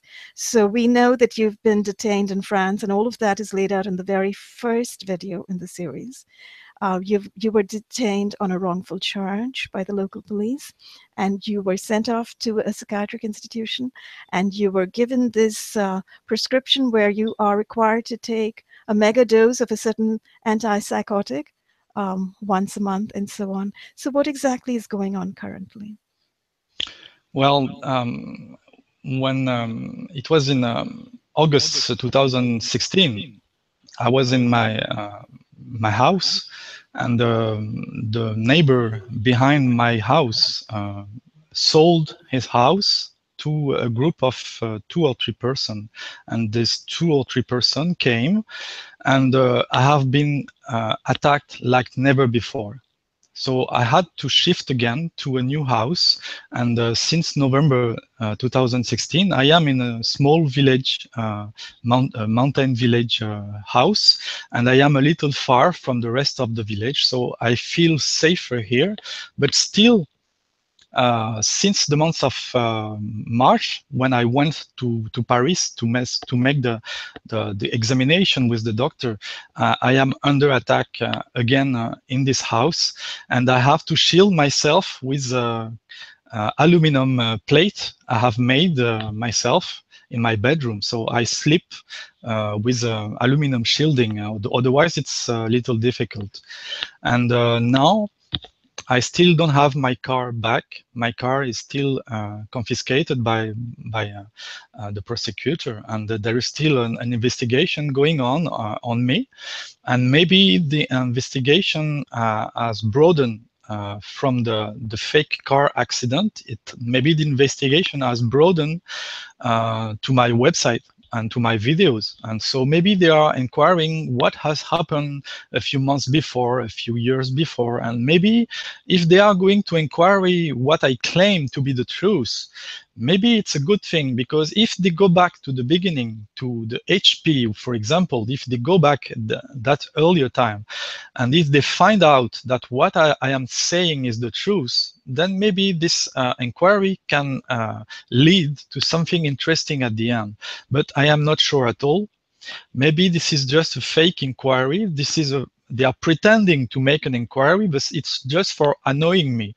And they keep my car. I cannot use it. I am in the middle of the mountains. So if I want to go somewhere, I have to walk 1 hour before reaching the closest supermarket by walk. And if I want to use a bus, I can use a bus only twice a day, and I have to book it 24 hours in advance. So it's very complicated for me. I am totally isolated in my home, like if I was a prisoner at the home. So my situation is not completely recovered. No, it sounds rather dismal, to tell the truth. And this particular psychologist or psychiatrist that you're seeing currently at this hospital, yeah, how aware is she that neuroweapons are being used on people? No, I think that the cover-up, the psyop is working perfectly on her, because when she wanted to see my video on her computer, and then she was seeing other videos from other people on YouTube. So she was starting to think, oh, this is the kind of collective delusional. So she was already starting to use the psyop operation to make the people believe it's a kind of game between a group of people, and this has nothing to do with the reality. You know, that's so interesting. I have to say, every time I hear that word collective delusion, it makes me think I need to get a bunch of psychiatrists in a room and have a chat with them as to what a collective delusion really is. But quite apart from that, it does sound like the psychiatrist is sadly uninformed. And what I would suggest is perhaps that you send these 4 videos to her, you know, so she begins to see this conversation that you've had with me, who is somebody who is researching in this field and who has a lot of information that I could send to her if she's open enough to read it. And I could certainly send her a whole bunch of links, a whole bunch of documents that absolutely give light to this notion of mass delusion. But I think your own testimony gives light to that notion of mass delusion, and she needs to be aware of that. She needs to be aware that, you know, you are somebody who did not even get on the internet and find a single other TI until 14 years into your targeting. I think that if she wanted really to inquiry about all these things, she would have need to keep me at the hospital 4 months more, because she was not talking with me enough time. So if I was meeting her maybe twice a week during half an hour each, it Mhm. was not enough for me to explain her all the details. So if Mhm. she was really interested, then she would have needed to keep me more to let Mhm. me explain her everything.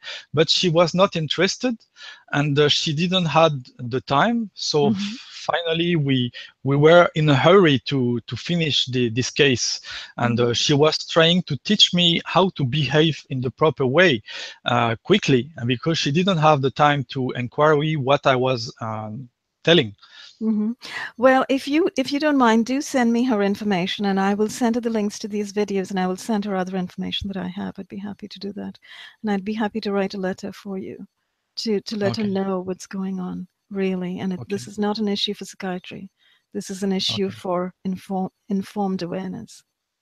Yeah, I hope she will not mind, and that she will not charge me of more offense if she receives a mail with some greater details that she has never been interested to get from me at the first place. Right. Just direct her interest to me.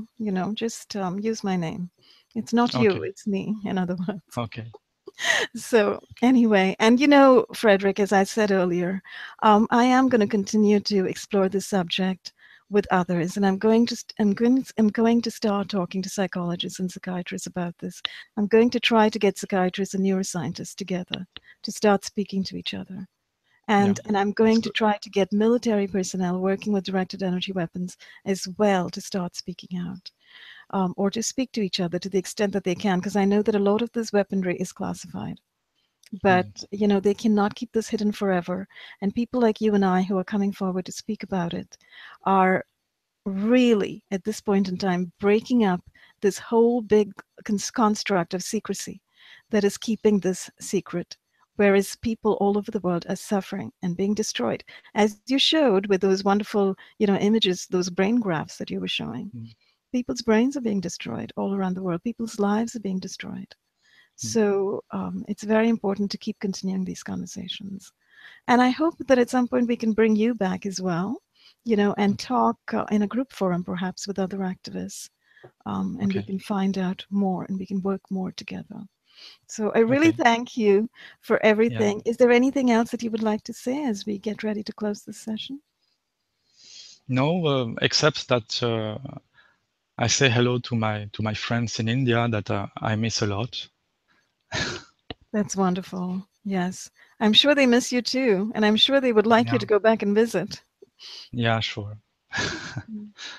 Wonderful. Well, thank you so much, Frederic, for coming forward, for spending time with me, and for relaying your story and for putting your story out to the world. And, let's both hope that these videos make a difference and achieve something or accomplish something in the way of informing the world as to what is really going on and inviting and inspiring people, especially educated people like physicians, like psychiatrists, like neuroscientists, like people in the Yeah, military, people who know what's going on, and people who are just beginning to know what's going on.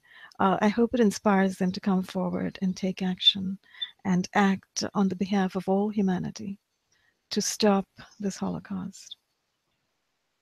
yes. Thank, thank you so much. Have a great Thank day. you. And Thank you. thank you, Bye. everyone. We'll see you very soon with some more stories. Thank you.